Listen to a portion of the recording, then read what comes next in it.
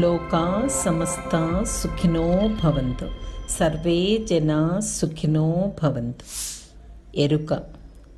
చేసిన కర్మలకు ప్రకృతి నియమానుసారం కలిగే ఫలితాల నుండి ఏ ఒక్కరూ తప్పించుకోలేరనే సత్యాన్ని తెలుసుకుని ప్రతి పనిని ఎరుకతో చేయాలి.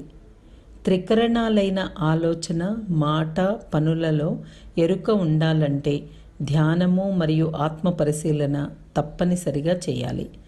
సూక్ష్మగ్రాహకత్వము, క్రొత్త ఆలోచనలను పరిగణనలోకి తీసుకునే సామర్థ్యముతో పాటు ఇతరులతో సామరస్యంగా జీవించగలిగే సర్దుబాటు తత్వం పెరుగుతుంది.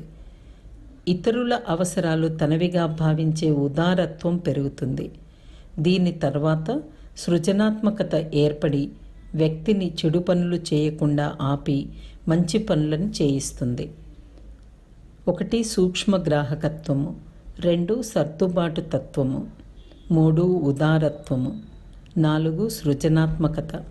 ఈ 4 గుణాలు కలిసి శాశ్వత శాంతికి దారితీస్తాయి.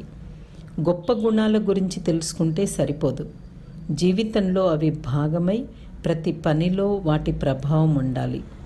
ప్రపంచమంతటా దేశాలన్నీ ఒకరితో మరొకరు శాంతియుతంగా జీవించాల్సిన అవసరాన్ని గుర్తించాయి. పాలకులు మరియు రాజకీయ నాయకుల ఇష్టానుసారం యుద్ధాలు చేయడం గురించి ప్రశ్న తలెత్తుతుంది.